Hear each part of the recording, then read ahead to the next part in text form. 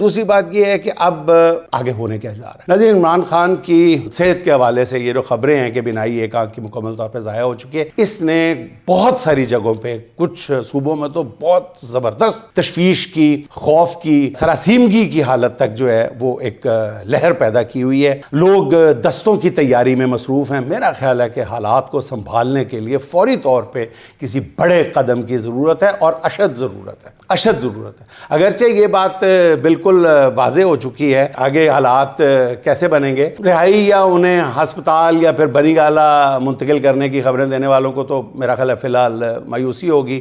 میں نے کل بھی عرض کیا تھا اور آج ایسا ہی ہوا ہے۔ البتہ اتنا ضرور ہے کہ کچھ حلقے عمران خان کی صحت کو جواز بنا کر اس معاملے کو حل کرنا چاہتے ہیں، یا یہ کہیں کہ وہ اپنی جان چھڑانا چاہتے ہیں۔ اس کا اندازہ نون لیگ کے جو ترجمان بیٹھے ہوتے ہیں عام طور پہ، ان کے بیانات سے بھی ہوتا ہے، جو 2 دن پہلے تک شعلے اگلنے سے باز نہیں آتے تھے، یہ بتاتے تھے جی کہ بانی پی ٹی آئی کو جھکنا پڑے گا۔